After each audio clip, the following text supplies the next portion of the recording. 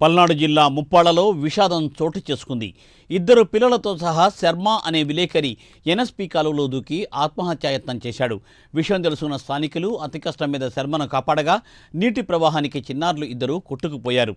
గల్లంతైన చిన్నారుల కోసం పోలీసులు కెనాల్ వద్ద గాలిస్తున్నారు.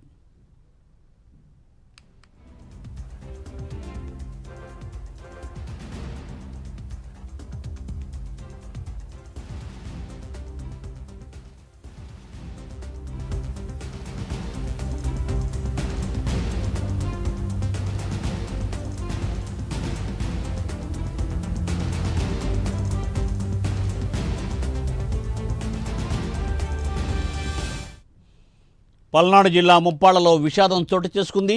ఇద్దరు పిల్లలతో సహా శర్మ అనే విలేకరి ఎన్ఎస్పీ కాలువలో దూకి ఆత్మహత్యాయత్నం చేశాడు.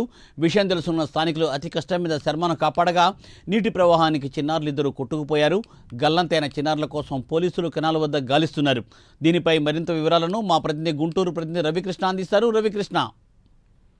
మూర్తి, పల్నాడు జిల్లాకు సంబంధించి ఏదైతే ఒక విలేకరి ఆత్మహత్యాయత్నం చేశాడు, ఈ ఆత్మహత్యాయత్నంలో అతని ఇద్దరు కుమార్తెలు అయితే ప్రవాహంలో కొట్టుకుపోయిన పరిస్థితి కనపడుతుంది. ఏదైతే ఇక్కడ ముప్పాళ్ళకు సంబంధించిన ఎన్ఎస్పీ కెనాల్లో విలేకరి ఆయన ఇద్దరు కుమార్తెతో సహా దాంట్లో దూకడం జరిగింది. ఆత్మహత్య చేసుకునే ప్రయత్నం అయితే చేశాడు. ఈ సందర్భంగా కూడా ఈయన ఈపూరు మండలానికి సంబంధించిన ఒక పేపర్ కి సంబంధించినటువంటి విలేకరి ఆర్థిక ఇబ్బందుల కారణంగా ఆత్మహత్యకు పాల్పడినట్టు తెలుస్తుంది. తన ఆత్మహత్య యత్నంలో తన కుమార్తెలు ఇరువురితో కలిసి, అంటే యామిని అలాగే వైష్ణవి ఇద్దరు కుమార్తెతో కలిసి అతను కెనాల్లో దూకడం జరిగింది. దూకిన తర్వాత వెంటనే కూడా వాళ్ళైతే నీటి ప్రవాహాన్ని కొట్టుకుపోయారు. ఈయన దూకిన వెంటనే అక్కడ గమనించినటువంటి ఎవరైతే అయ్యప్ప స్వాములు ఉన్నారో అయ్యప్ప స్వాములు ఆయన్ని బయటికి లాగే ప్రయత్నం అయితే చేశారు. అతి కష్టం మీద ఈ విలేకరిని అయితే శర్మనైతే బయటికి తీసుకురాగలిగారు. కానీ ఆ నీటి ప్రవాహానికి మాత్రం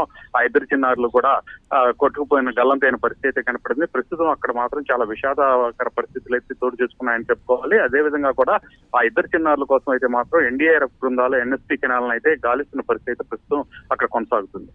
thank you Ravikrishna. Thanks for update.